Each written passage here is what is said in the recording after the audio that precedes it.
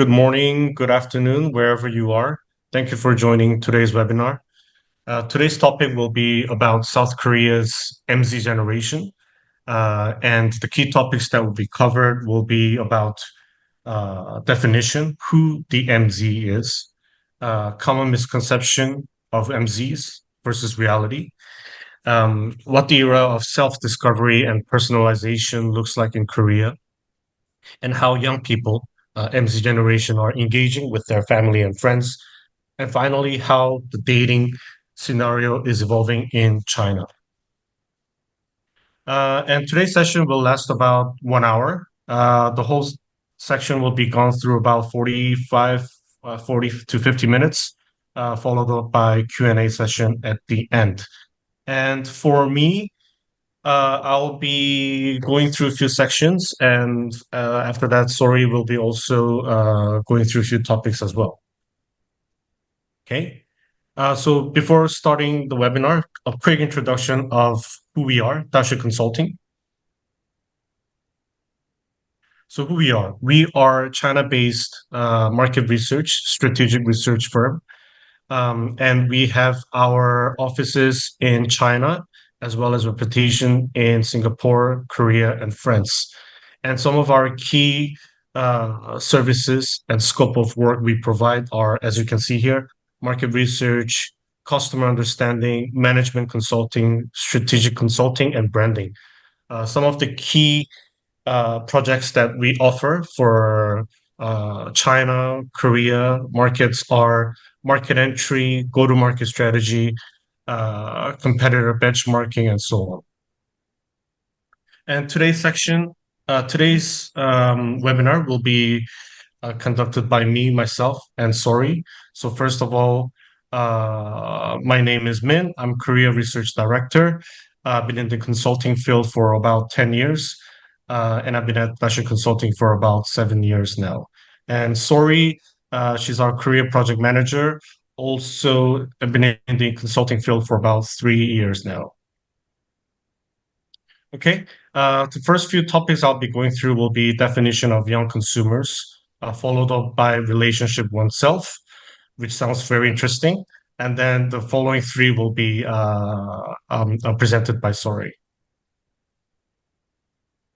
Okay, so definition of what we call MZ in Korea. So you can see that if you're some of the audience here are from China, basically millennials are what we call 80后, Gen Z will be 90后. And now what's interesting is the generation alpha. So basically these are the new kids. And basically it's expected that after 2000 and 2030, that 80% of the world's luxury consumers will be within this Gen Alpha. But basically, MZ is referring to the combination of millennials and Gen Z, and Generation Alpha is from 2010 and onwards. And let's say in 2023, the focus in Korea was all about the MZ generation. Like everywhere you go, people are talking about MZ. But interestingly, in 2024, it's going to be about what we call Gen MZA. In Korea, we call it EMZA, the EMZA generation. And and the importance of MZ in Korea is surging, as you can see that the generation MZ makes up nearly 50% of the population in Korea. So you can see that the proportion of the MZ generation, including Gen Alpha, will make up more than 50% in the upcoming 10, 20 years. What's also notable is that I don't know if all the audience here knows about the Korean population, but Korea has the lowest, unfortunately, the lowest fertility rate in the world. So our population is decreasing as we go further down the years.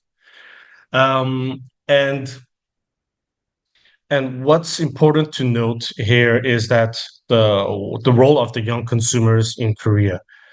These are some of the key um, interesting points of the MZ generations. Basically, they're more social and environmentally aware. So what that means is that they're very proactive and they voice concerns against environmental issues, sustainability, social issues, and so on. And secondly, uh, so this is referring to 2024 trends. So we're no longer 2023, what's going to happen in the future.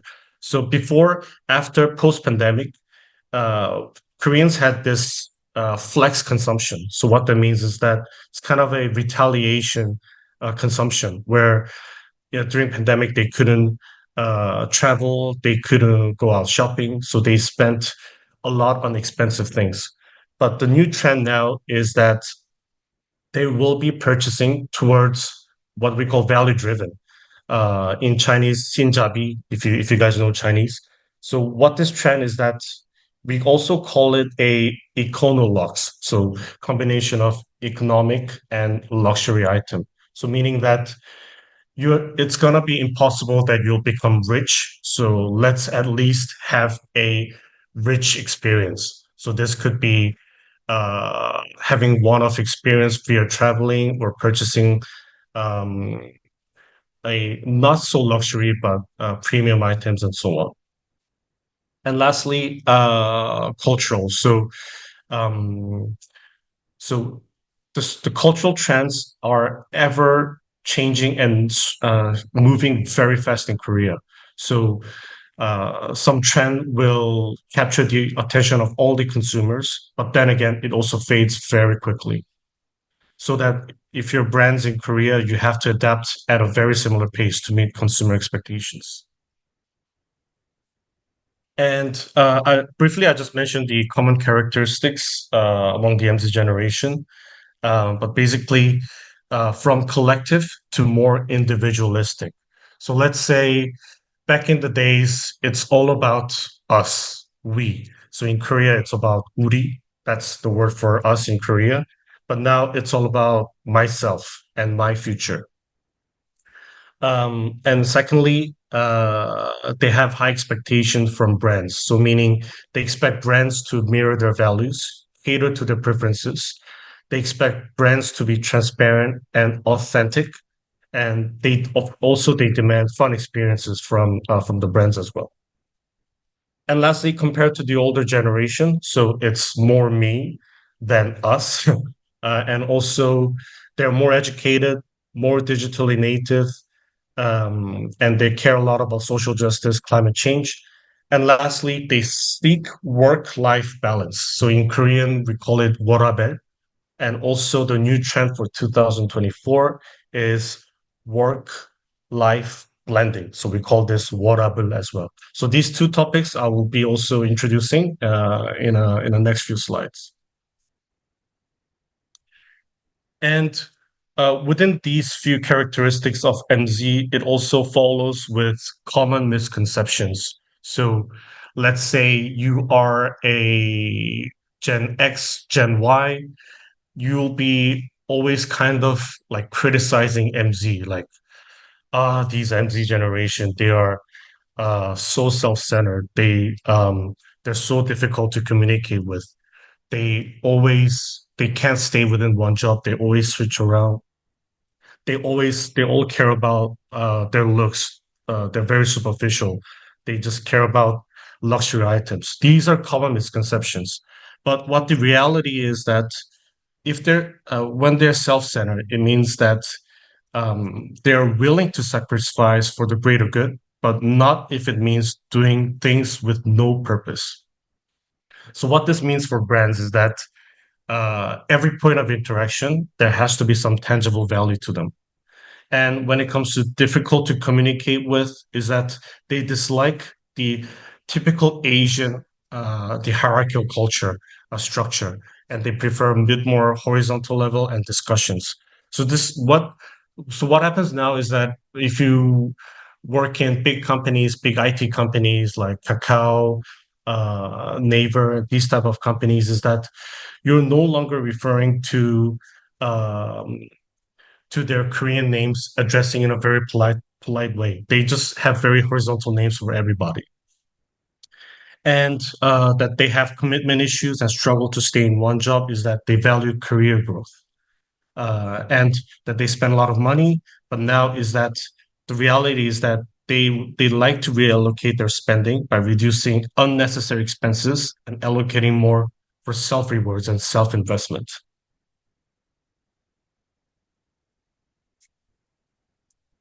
And these are some new investment trends among the MZ Zen.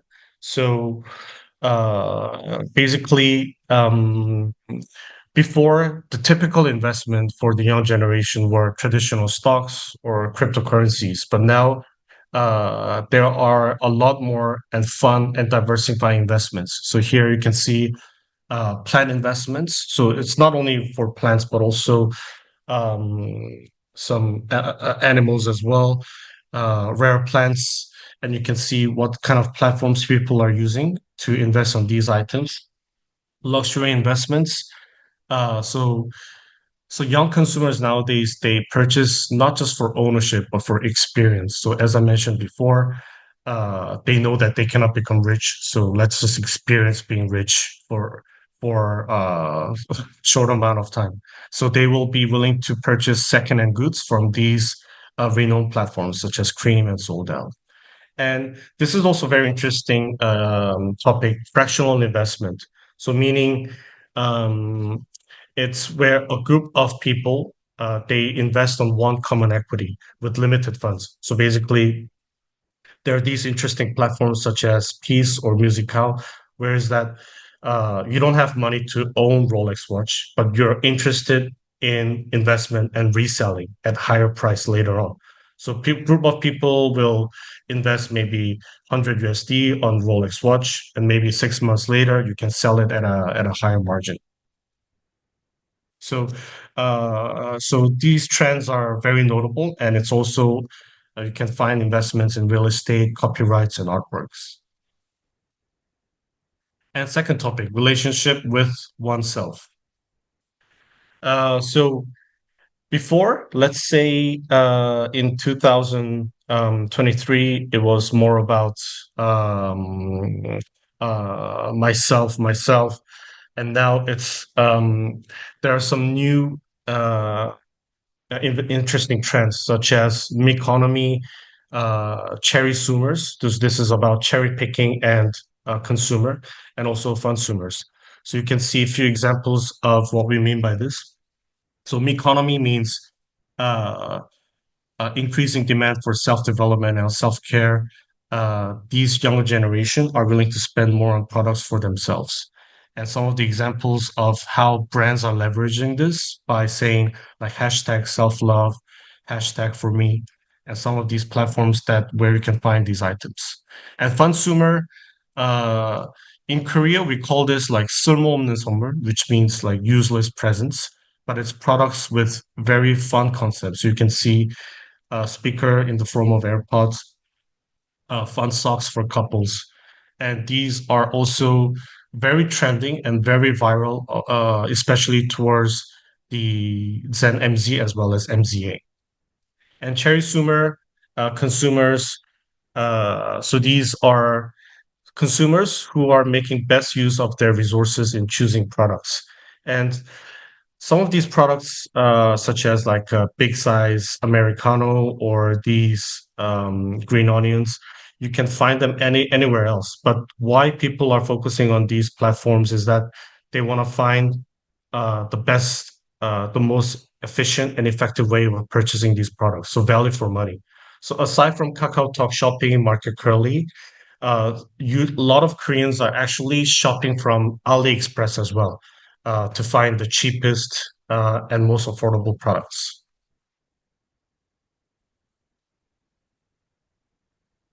And the next topic, and MBTI is also the big topic in Korea. So I don't know if you guys are all aware of this, but in last year, this was the biggest topic in Korea, as well as I think throughout Asia as well.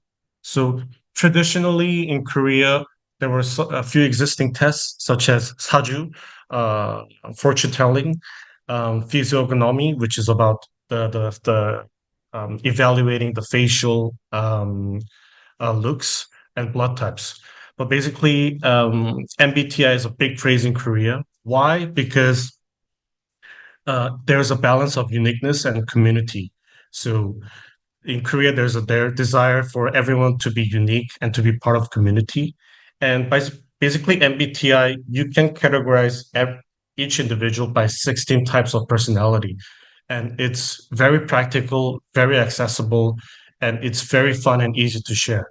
So let's say when you meet someone for the first time, let's say not really in a business environment, but more casual, you're meeting your friends, then you'll be asking, "Oh, what's your MBTI?" And they'll be like, "Oh, you can guess." And you can be like, "Oh, you must be like ESFP because you're very outgoing. You seem very sensitive." These kind of things. So it's a very fun topic, and also a lot of brands in Korea are started leveraging this through their product development, campaigns, promotions. And another interesting trend is how to develop myself is learning personal color. So through offline point of sales or through online digital platforms, you can evaluate and learn what's your personal color. There are a lot of there are two big industries that leverage this new trend. It's basically the fashion industry and makeup industry. So what it is that you go through a lot of tests and you finally find out whether my skin myself is a warm tone or a cool tone. So based on that, there will be different types of makeup, different type of fashion items that you can put on yourself. So basically, give you a big quick example. If your cool tone is that you're gonna be usually pale skin, and usually you'll be more suitable with like silver accessories, whereas you're more warm tone, you'll be fitting more the gold accessories and so on. And how brands continue to use these. So not just the personal colors, but also MBTI is that they'll leverage influencers, provide personalization by AI or consultation, and basically, finally, the users get to experience it by purchasing the services or the products. And beauty stands in Korea in 2024, it started changing slightly, not so much, but there has been few diversity. So let's say back in the days, it's in Korea we say there's two lines that you have to know in Korea, which is the V line, talking about the V-shaped slim face, and S line, meaning you're slim and you're a little bit curvy as well. So this is the This was the set beauty standard in the past, but now the beauty standard has been diversifying slightly. So let's say few celebrity examples here. Kim Go-eun, she's a top model, and she's very renowned for. She's top model as well an actress. She's very renowned for her monolids. Whereas the beauty standard in the past, it was all about the double eyelids, and a lot of Korean girls and women, they were all getting plastic surgery. But now people accept this monolith is also it's a beauty standard as well. And Hwasa, she's a K-pop idol. She's renowned for being a bit more curvy and having darker skin. So um, there has been some slight change in terms of the beauty standards, and also different brands depending on their value proposition, they've been adapting different types of celebrities, KOL, KOCs, to be they're the brand ambassadors. So how beauty standards reach consumers, leveraging celebrities, influencers to communicate, and then individuals receive based on how these brand ambassadors resonate with the brand values. Healthy pleasure. So I don't think it's that Korea specific, but also growing trend in 2024 is that before health equal to pain, but after pandemic, A lot of people were um, doing home exercises, and there are a lot more examples where there are fun activities, fun contents where health is more a pleasure now. So with not just through exercising, but also healthy diet. And how MZ Gen is making this more fun. So in Korea, I think a lot of young generations, so MZ, MZA, so the MZ including Gen Alpha, they're kind of addicted to what we call short forms. So that would be YouTube Shorts or Instagram Reels. So basically, they are constantly their algorithm feeds them with challenges of cooking healthy looking dishes or doing some exercises. Um, yeah. And yeah, for hobbies, it's becoming more than just a hobby. So it's becoming a self-development.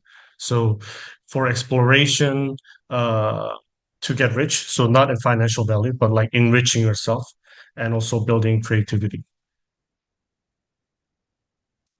And final slide for my side will be this part about back in the days, millennials were seeking work-life balance, but now Gen Z and Gen Alpha, they're seeking work-life blending. So the key difference here is that before like especially myself, I'm born in 1985, and I have to separate work and life.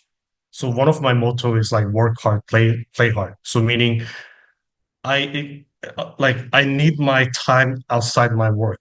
So anytime outside my work, I won't think about work. Everything is about my social life with my family and so on. But now the new trend is work-life blending, where is that even for your work, outside your work, you will do things self-development, self-motivation to improve your passion and love for work. So so nowadays people are seeking jobs that where they're really passionate and they love doing. And this has a good blending between work and life. So now I will be sharing about relationships with friends and family. Hmm. So in South Korea, a lot of the MZ generation are prioritizing building a healthy relationship with themselves. And just as they're doing that, they're also trying to cultivate a healthy relationship with others. And that can be reflected through the term called network diet. And this term involves cutting off any unnecessary relationships and focusing on the few important ones. So back in the day, relationships focused on having a broad network, right, which was considered essential for future success. But nowadays, people are trying to form narrower, though deeper relationships. And as to the reasons why they're going on a network diet, there are two key reasons. The first one is that many of the MZ generation, particularly the Gen Z, want to focus more of their energy and time on their most significant people. And for most significant people, they're referring to family and close friends. Next, we have, um, I believe I have many unnecessary relationships. So Gen Z as well believe that they don't want to keep the relationships where they're considered unnecessary, meaning that they have to adjust to others and they don't necessarily gain long-term benefits. And just to give you an illustration, um, in Korea, it's common to hold 회식s, which are company gatherings, and they usually happen after work. And in the past, it was generally expected for you to attend because it was an extension to work. However, nowadays, especially after the COVID-19 pandemic, the MZ generation are there's less expectation for them to attend these company gatherings, and instead, the MZ generation are spending more of their time and energy on themselves and other things they have to do instead of attending these gatherings. So we have here the network diet, and next we have index relationships. So Just like other countries in the world, it's become very accessible for you to make connections with other people. And that's the case as well in Korea. And it has resulted in the idea of index relationships. This is a term that was coined by Professor Kim Rando from the Seoul National University. And what this term explains is that people are building connections based on different interests and purposes. So notably, we have different platforms, right? Offline and online, but an interesting one is Kakao Talk, which is the top messaging platform in Korea. And this app has a feature called Open Group Chat, where it allows users to join different public group chats based on different topics, from like fashion or cooking, photography. And what's interesting is that a lot of the young consumers are joining these group chats and starting to have conversations with strangers and even establishing relationships with them. I joined one of them and for the fashion group chat, and I saw a lot of the users asking questions like, can you recommend me a black hoodie? Or what brand would you recommend if I'm interested in streetwear? And then a lot of the users would respond. So through this, we can see that it's the ways you can make friends and or any relationship in Korea is becoming more diversified, and it has encouraged a lot of different conversations based on different topics. Next is the metaverse. So in addition to like Kakao Talk and like Instagram or other social media platforms, we have the metaverse. And this has become the playground for the MZ generation, particularly the Gen Z, where they're joining this platform in order to make friends, play, and for various reasons. If you see on the graph to the left, you can see what MZ generation does in the metaverse. And the key reason they join these platforms is for games or leisure, followed by designing avatars, communicating with them, networking, and participating in concerts and exhibitions. But from this, we can see that the metaverse is more than just a gaming platform. It's a space for you to relax, to socialize, to create your own avatars. And brands have been leveraging this platform in order to appeal to the MZ generation and interact with them in this digital space. So a few examples we have on some brand initiatives are virtual try-on, virtual contests, and virtual stores. We have virtual try-on where Dior and Zepeto, which is a metaverse platform in Korea, they collaborated, and Dior Beauty released digital makeup collections where the avatars could try on the beauty products. We have virtual contests where I have like Casetify partner with Zepeto to design phone cases, and the 3 user design cases were actually sold online and in select retail stores, along with other 3 that Zepeto and Casetify had developed. We also have Gucci where they had their own virtual store, and it allowed people to watch the live stream and the physical runway. And through these brand initiatives, we can see that brands are no longer only interacting with consumers like offline, but also online and in these metaverse platforms where a lot of the young consumers are hanging out.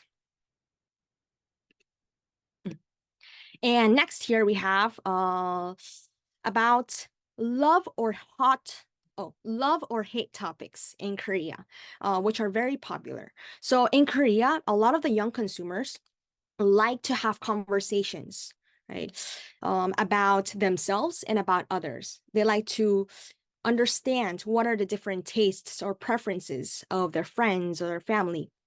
And so brands have been able to leverage this, love or hate topics for their products. So to give you an example, we have tastes, all right? And mint chocolate is considered a love or hate um ingredient. Usually you love it or you don't, right? And we do have an expression in Korea called 호불호, right? And brands have been leveraging this, particularly those in the F&B, to create conversations around their perhaps boring products, right? Because just by buying the mint chocolate products, you buy it, and then when you share it with your friends or your family, you can have a conversation about, hey, do you like mint chocolate? And either you get a positive response, oh yeah, I love it, don't you love it too? Or to be like, ah, no, I hate mint chocolate. Like, who likes it? It just tastes like toothpaste, right? And just having this conversation is what makes these very boring, perhaps boring products into very interesting products among young consumers who really value about the experience and conversations around these products. Another notable example are affiliations. So you want to be part of a group, right? Stand out. And in Korea, we have two top universities, and including Yonsei and Korea University. And these two universities had collaborated with CU, a top convenience store in Korea, and to release their respective bread products. And so usually people who attend Yonsei University would buy the Yonsei bread, and those in the Korea University would buy the Korea bread. But even in addition to the university students attending there are a lot of young consumers who just want to experience the fun around this product and buy them. And so from here, through these examples, we can see that you can make products, very boring, perhaps products, into something very interesting by trying to create a conversation and create a great experience for these young consumers. And now that we've talked about, covered a little bit about friends and meeting on the metaverse platforms and just having discussions about love or hate topics, we're moving on to family. And this slide discusses about the relationship between you and your parents, which has been evolving. Among the older generation, usually, the relationship is more hierarchical. That you usually have to respect their parents, and they're considered a little higher than you. Whereas younger generations, including myself, we treat our parents more like friends. And so when we have conversations, I feel more comfortable expressing my own opinions. Whereas in the past, usually you were rarely allowed to express your own opinions because usually the parents who hold more power. And also in terms of decision making, in the past, the key decision makers were your parents, particular fathers, but nowadays it's changing. And actually, even children can hold more weight, especially because they can have higher education and they have greater access to research resources. And also, there's a lot more time for you to spend time with your family. In the past, usually you had to focus more on getting the money in order to to survive and to feed your family. But today, a lot of families have more time to spend and more resources. So there's more opportunity for family time. And so, what does this mean for brands? It means we have to cater our products to fit the evolving relationship. For example, we want to develop products that allow different family members to co-create a different product together, right? And not just let the mom or the father do the cooking, or developing services that caters to the entire family, right? So a lot of the families nowadays also care a lot about the holistic well-being. And so having different programs like family counseling programs or exercises um, could be arranged. And next we have the kangaroo tribe in Korea. So kangaroo tribe usually refers to people who live with their parents and while not getting married. So usually, unlike the West, where it's usually you usually live alone or like you leave the house after graduation, in Korea, it is generally more accepting for you to live with your parents. However, once you get married, you either leave the house or you stay with your parents. And through this kangaroo tribe, we can see that there's a changing perception about the people who don't get married and decide to live with their parents. And this is mainly because of economic challenges and the changing perception.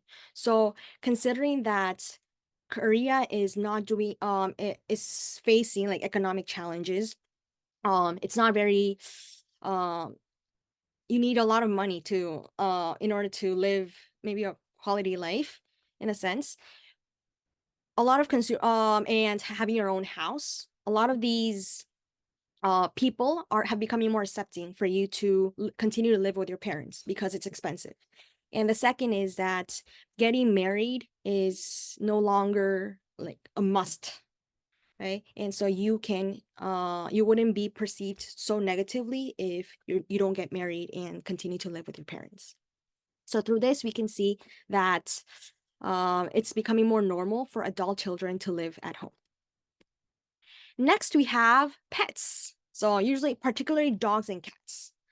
And what's changing about our relationship with pets is that they're no longer just pets. They're becoming more like family.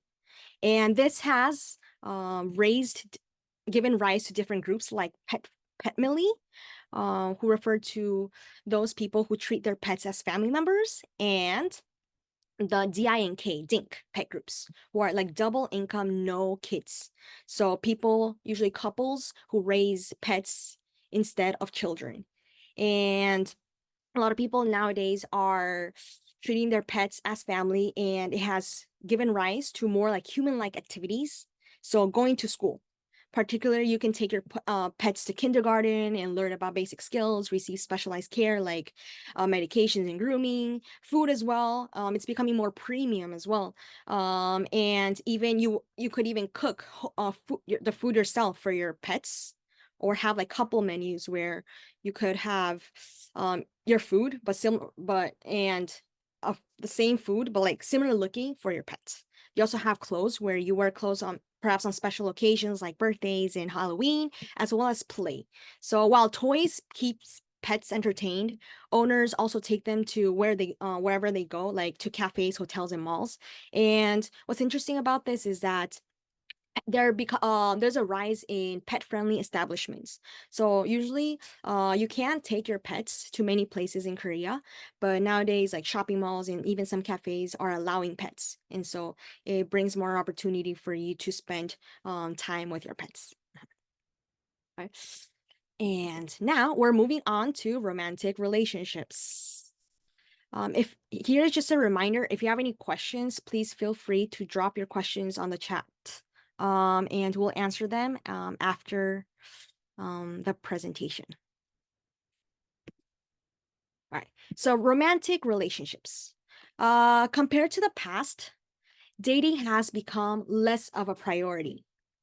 So if you went to Korea a few years ago, you'd see a lot of couples, and you still do today. However, it's becoming less of a priority among young consumers in Korea. And um, in a research, among 3 to 4 out of 10 unmarried people are dating in Korea.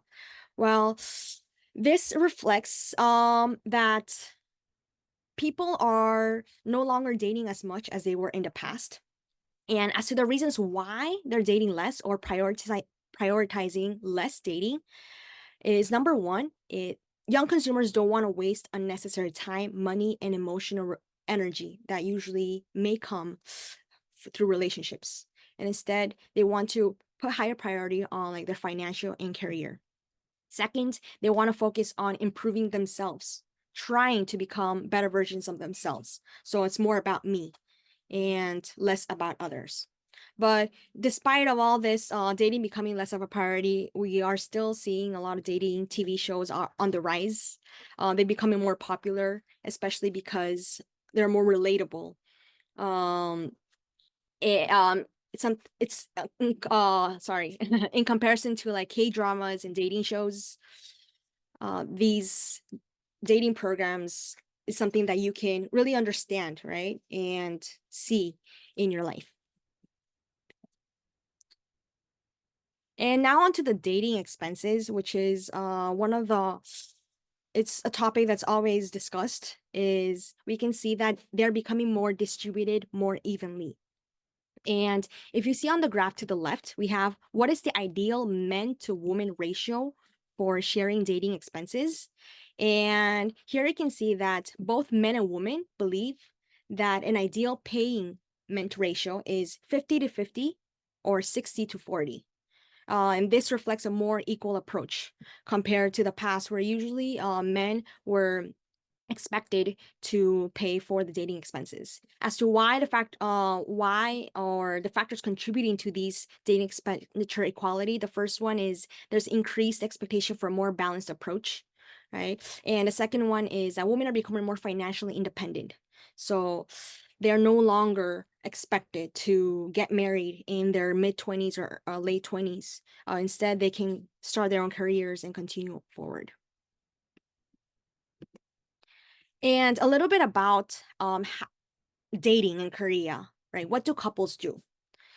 Or what's unique about Korean couples is that they share almost everything and they like to showcase a relationship.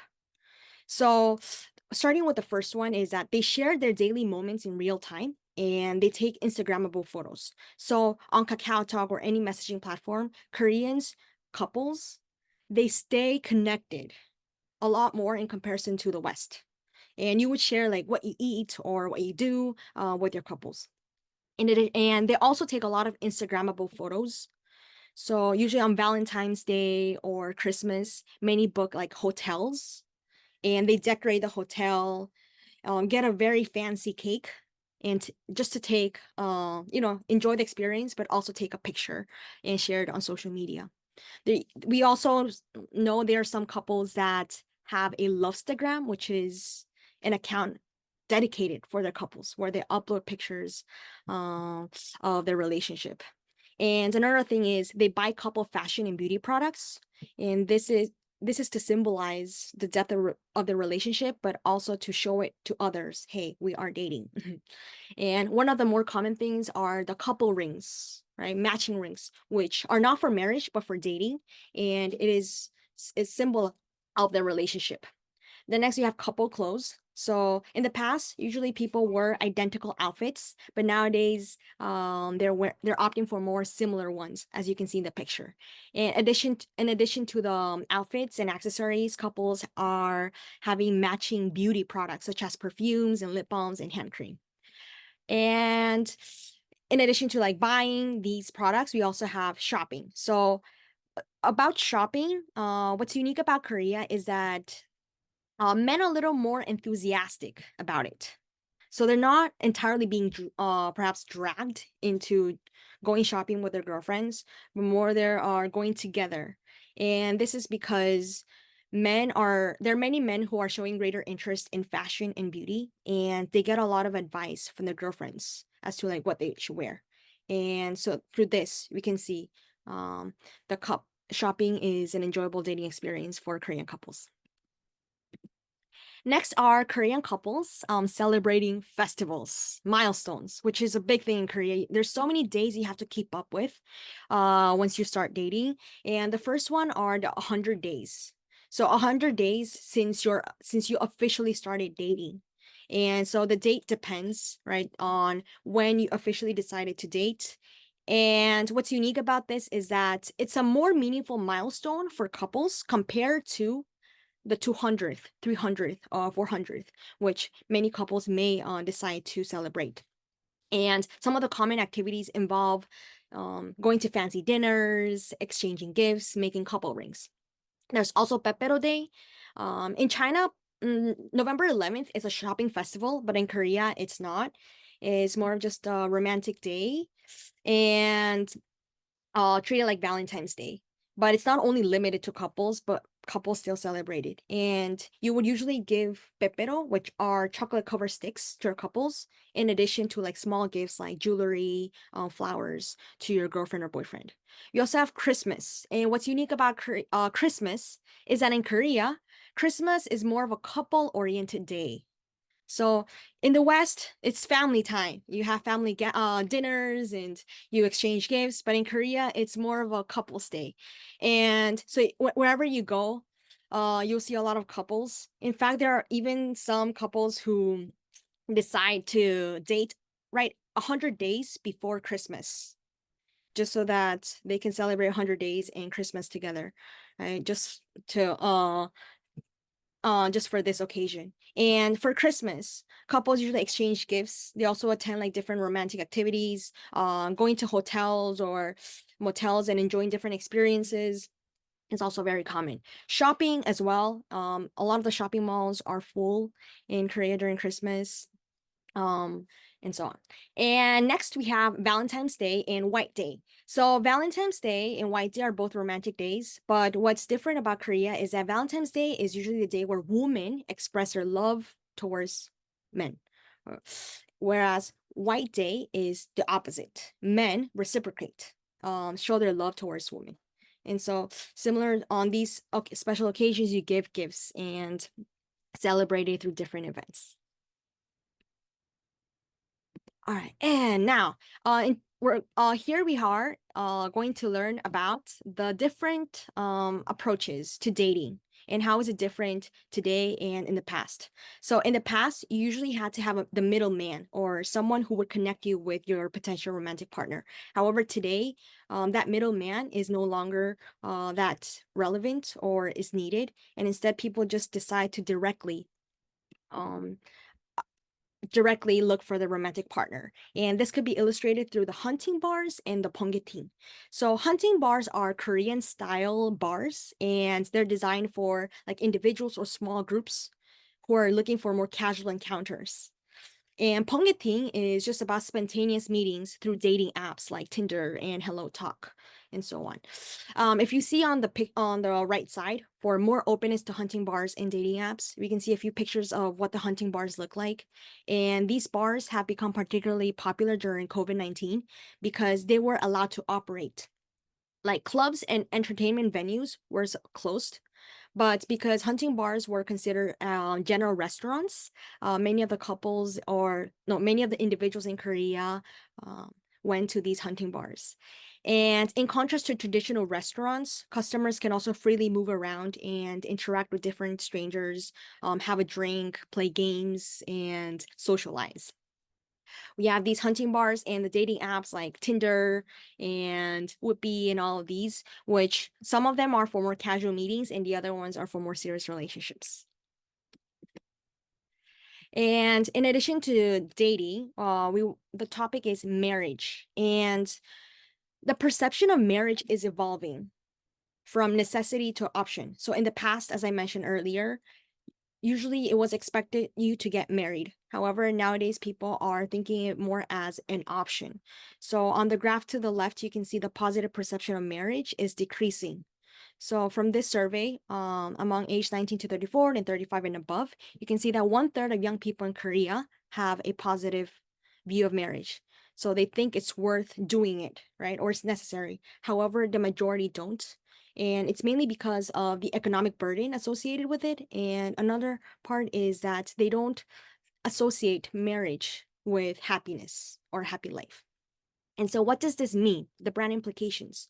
We want to adapt family oriented products like furniture and home appliances for single households and offer wellness and entertainment offerings that could prioritize the individual and not the family or your romantic partner, right? For the individual. And lastly is to celebrate individual achievements. So although there are a lot of family special occasions in Korea, we want to also celebrate the individual achievements and milestones for me, right? And not for us. And children, right? When you get married, you usually have children, and children have become luxuries that Koreans cannot afford. So there are romantic partners who do have children, and while there are others who don't. Or but here is our romantic partners who can't. And what we know is that overall, as Min mentioned, the fertility rate in South Korea is the lowest in the world. And even though the projections are that it's going to increase, it's also well below the replacement level of 2.1, which ensures the population remains at its current level. And so children are becoming more valuable. And those who decide to have children are really putting more focus or attention, special care into the children. So we have the term called the VIC, like very important child. And this illustrates how the perceived value of each child is increasing. And this allows parents, results in parents and also their extended family members spending more on that one child. And we've seen that a lot of the brands are expanding, trying to appeal to the kids as well. As we can see in a lot of the luxury brands like Dior, who have open spaces for their kids' products. All right, now we're going into the case studies in Korea, and I'm going to first start with the Kakao Talk friends. Okay, so I've already mentioned previously we have Kakao Talk, the top messaging platform in Korea, and Kakao Talk has these very cute characters that are very popular across all age groups. If you download Kakao Talk app, you can get emoticons of the Kakao Talk friends and send them to your friend to your family or whoever you're talking to, and they've become very popular. And Kakao Talk has also even released content on these characters to try to foster like, stories and emotional connections with consumers. They leveraged these Kakao Talk friends and they created an offline store in order for us who are in love with these Kakao Talk friends to interact with them. So if you visit one of their flagship stores, you can see a lot of fun spaces inspired by these characters, with a lot of the merchandise, limited edition items, and activities where you can take like photos with these characters. And another particular interesting thing about Kakao Talk is that they do a lot of collaborations, co-branding in South Korea. You can across different industries, whether it's fashion, beauty, or pharmaceuticals. As you can see in the pictures here, they've collaborated with Tom and Jerry, Netflix, and Tonga Pharmaceutical, really to appeal to the consumers. Consumers meaning consumers who desire fun, and to appeal to a wide range of lifestyles. Because they release products, not like stationary products or like pillows or plates, whatever you name, and allow us to be really immersed into the life of Kakao Talk friends. And next is New Dake. And they have appealed to young consumers with croissants. What is New Dake? New Dake is a Korean artistic dessert brand. They're under Gentle Monster, and Gentle Monster is a stylish eyewear brand. And they've been able to gain a lot of success in Korea because of their brand reputation, just being under Gentle Monster, and as well as their strategic location. So they've opened a new store in Shinsa, in Gangnam, which is an affluent and trendy neighborhood among young consumers. And if you go into their stores, you'll find a lot of Instagrammable products, packaging, and spaces. So we have the Oniwasant, which this is a product they created, and it's a croissant, but inspired by the onigiri. And it attracted a lot of attention because it's very unconventional. Like, if because it's new. And so everyone's like, what would it taste like? Oh, interesting. Like, oh, I want to try it. And it sparked a lot of attention. We also have, if you go into the stores, the New Day interior design, there are a lot of like artwork installations where you can take pictures. Like you have a larger than human sound croissant, and a lot of people take pictures with that, and packaging as well. It's not just for wrapping, but also a symbol for visiting the store. So you do have to pay for these packaging, but a lot of people buy them just as a sign. Okay, I just visited the store. And as we know, a lot of people like to share on social media, their consumption habits. Next, we have fun experiences. So, New Day has tried to really create an experience around the product, and they created a mega Oniwasan challenge. Like first, they have a mega Oniwasan, which is a huge one, and you can get it for free if you finish it. If not, you have to pay around like $75. And you've seen on TikTok or social media platforms where influencers get these on WhatsApp and they try it themselves. Another thing is they've also created a parody of Mauricio Catalan's comedian. So this artwork with the banana and the duct tape went viral in Korea because a hungry Korean university student had eaten it. And so New Day created another experience by creating a parody with a croissant. And so croissants, very boring product, but New Day has really been able to create an experience around it. Next, we have Nongshim Ramyeon, which is a Korean noodles brand, and they collaborated with Zepeto to bring the metaverse to life. So, on the left, you can see the virtual store, and if you download the Zepeto platform, you can Nongshim had opened a virtual cafeteria, and you could create your own recipe inside the metaverse. But then they brought that virtual cafeteria store into the physical world. And you can see through the pictures, the entrance and the history display, just try to illustrate who we are. We have different interactive games, and visitors can also customize their ramyun and eat it. Um, as well as other branded merchandise, including stickers and instant cameras, because a lot of consumers like to get these merchandise wherever they go, especially when they're available in like pop-up stores. And so we have that one. And the last one to cover is Chanel Coats Color. And this is an example of how the brand has been able to try to support young consumers in discovering themselves and expressing themselves. So what Chanel did is open a pop-up store in 2023 featuring a limited edition collection of accessories and offering experience for them to discover their color and makeup preferences. So on the left, you see the limited edition accessories. This one, a lot of people really just went to buy those products because they're limited edition, right? And then you can choose whichever you want. And then we went to the pop-up stores with a lot of fun activities like the card reading and try to see what colors matches you based on this tarot reading. Or you have the lip scanning section where it analyzes your lip shades and identifies your personality, your like if whether you're calm, you're adventurous, and all this experience just to allow us to discover like who we are, what color matches us. In addition to that, it also had a lot of aesthetically pleasing zones to take pictures and spaces where you can try out the products and interact with the brand and products. So that is the end for the case studies. And we have the hypothesis, but I'll skip them. But if you have any questions about them, please feel free to ask if you have the PPT slides. Otherwise, you can send us an email. And now we're going to move on to the Q&A. Couple of questions. Think I think the audience were interested in the relationship part. So let me just go through a bit.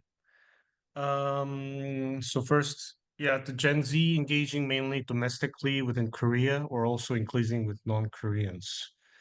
For example, the index relationship conversation about love and hate.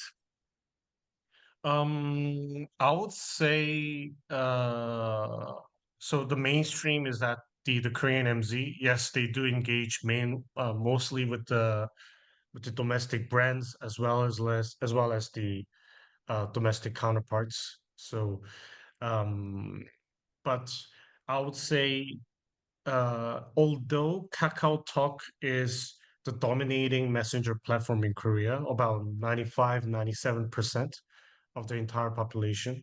So like 9 out of 10 Koreans are using Kakao Talk. But also Instagram, Facebook is kind of a dying media in Korea, but Instagram is still another key major communication and social media platform.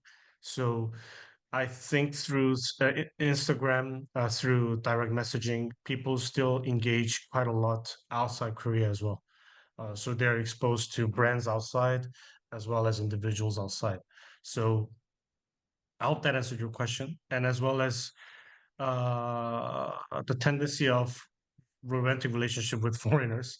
So accepting new culture, yes, also growing trend. So not just from celebrity standpoint, but nowadays the Korean like the YouTubers, there is a lot of growing content of like interracial couples. So usually Korean man, Japanese woman, or like a French woman and Korean men. Like let's say it's a YouTube channel of like international couples. So and those are like it's like one of those emerging trends in Korea.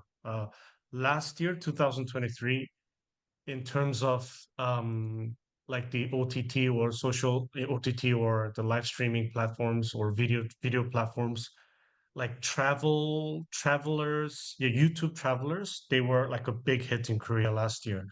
If you go to any other channels, OTT platforms, like travel content was a big thing last year. Um, and I think in 2024, it's gonna be it's gonna be a trend that will be sustained. So traveling, it's a big thing in Korea, as well as international relationships. Like back in the days, like let's say, oh, you want to find a Japanese wife, Japanese husband. It's like a big thing for old Korean men, like old Korean people, like through the war and everything. But nowadays, everything it's all acceptable. It's as we said before. Now it's all about like yourself, your future. Like you care less about what other people think, what other people say, as long as you find your passion, your love, what you're happy about, then it's the culture is more open and accepted towards that. Mhm. Um, and another question will be about terms of climate change, sustainability, plant-based food. I would say so. Firstly, regarding climate change or plant-based foods, sustainability, I would say it's still not mainstream. So, quite comparable to the China market. A lot of brands are trying to emphasize this, like sustainability, through their supply chain, through their like the upstream of the manufacturing value chain. But it's still not mainstream. Like people they started to like care more about it, but not still not mainstream. Like last year, Starbucks, like the government banned, like a plastic straws in Starbucks and all coffee chains. And then recently they just said, okay, now we go back to like everyone can use it again. So people kind of follow government guidelines, but it's like, case by case. So it's not really mainstream. Okay, I think we are out of time. So thank you all. And then see you soon in our next webinar.